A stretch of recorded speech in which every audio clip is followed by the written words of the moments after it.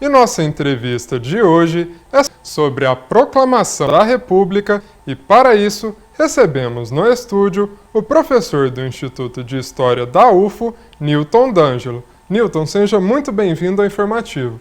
Obrigado. Para a gente iniciar nossa entrevista, o que causou esse ato, da proclamação? Qual que foi a importância disso, e o que derivou esse ato histórico? Bom, a República está hoje fazendo 135 anos, de história. É um momento de celebração, mas ao mesmo tempo é um momento de reflexão, de análise crítica sobre esse passado republicano.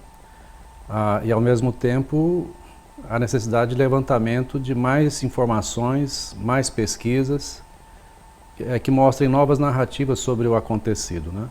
Porque o fato em si, a proclamação da República, que se dá em 1889, ele tem uma perspectiva, digamos, mais oficial e mais didática, em relação aos livros didáticos, que coloca o ato em si como uma obra dos militares, sob a liderança de Deodoro da Fonseca, e com as causas mais conhecidas, que é a própria abolição da escravidão, porque o Império estaria atrelado à mão de obra escrava, a questão militar, ou seja, a perda de importância dos militares dentro do Império, a questão econômica, de forma geral, o crescimento econômico a partir das exportações e importações de produtos europeus, que vai trazer, por sua vez, uma nova configuração da economia brasileira, sobretudo na capital federal, Rio de Janeiro, na época.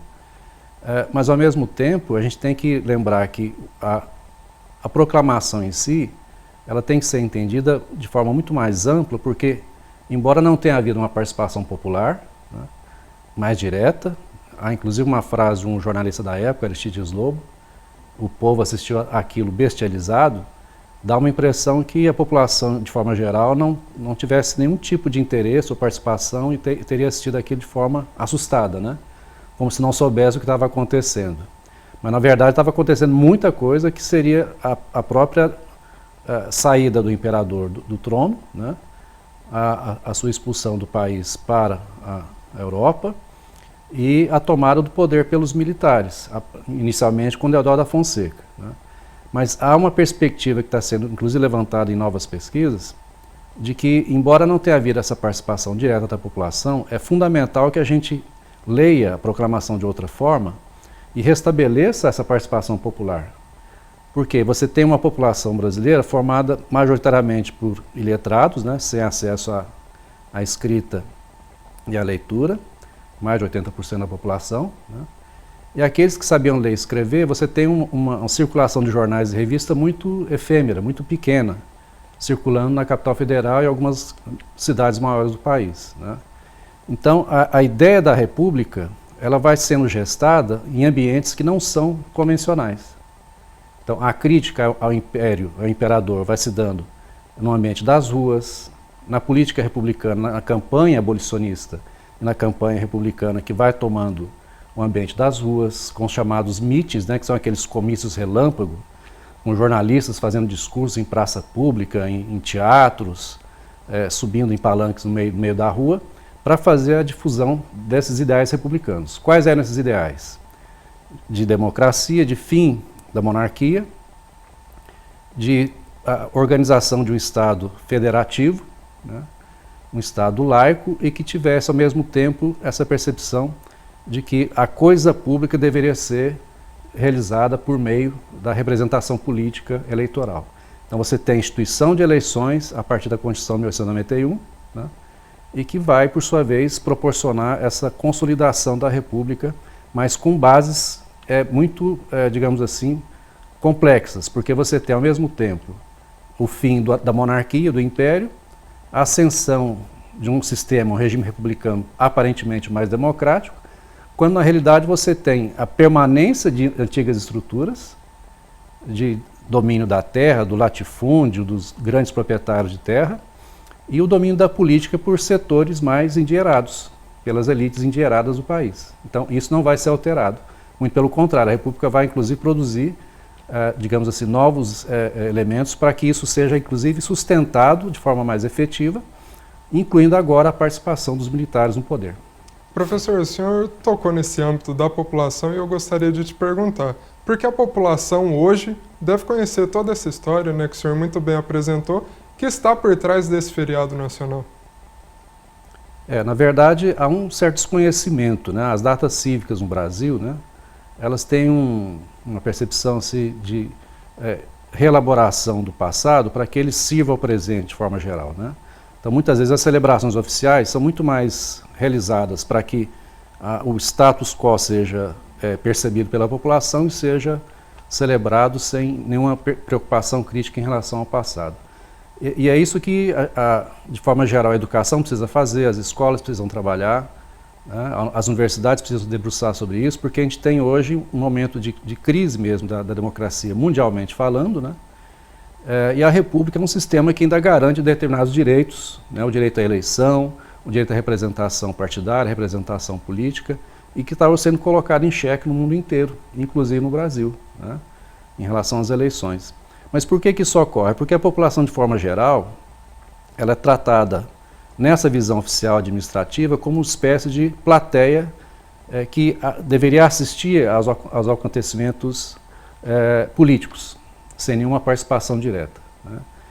E na prática, a própria República, a ideia de República, ela nasce muito configurada com a influência norte-americana. O próprio nome, né, da República do Brasil seria a República dos Estados Unidos do Brasil, né? Embora ela seja federativa, né, ela mantém muitos privilégios dessas elites econômicas herdeiras da escravidão, da escravização, né? E mantém-se também o coronelismo, que nasce a partir da criação da Guarda Nacional no Segundo Império, por Dom Pedro II, que era a ideia, inclusive, de fazer uma segurança nacional por meio de milícias regionais que pudessem, por sua vez, ocupar o espaço desse poder militarizado, porque o imperador era um pouco anti-militar, né, anti-armas, e queria, de alguma forma, garantir que a segurança fosse realizada de forma, digamos, mais civil, né? E isso vai ser, inclusive, uma crítica dos militares em relação ao imperador, né?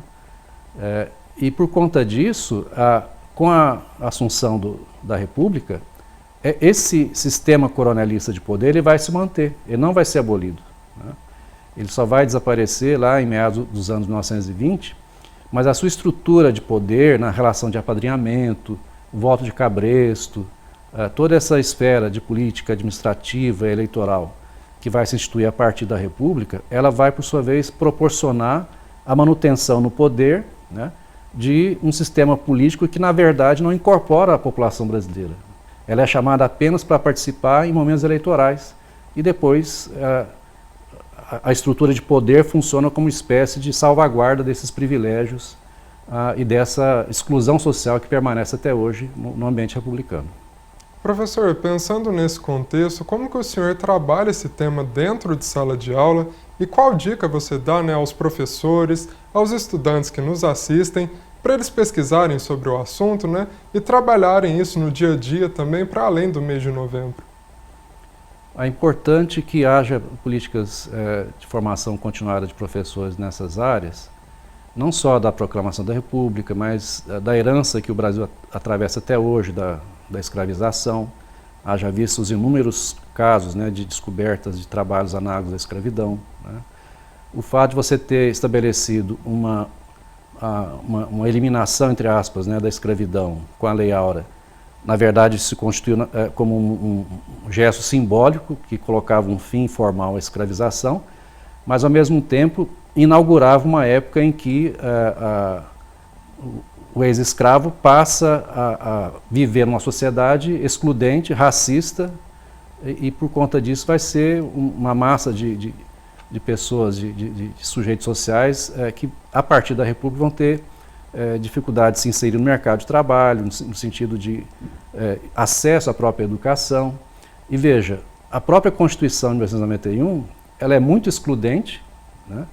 Se você levar que os ideais franceses de igualdade, liberdade e fraternidade teriam sido, inclusive, elementos importantes na política republicana, na propaganda republicana, na Constituição Republicana de 1991, há a proibição de voto do analfabeto, o voto das mulheres. As mulheres só vão ter direito ao voto em 1932, e só vão exercer esse direito em 1934, nas eleições de 34, a proibição do voto dos pracinhas, de religiosos, ou seja, há uma exclusão muito grande do sistema eleitoral, e as eleições republicanas passam a ser realizadas num ambiente quase que minoritário de uma população mais endinheirada, né?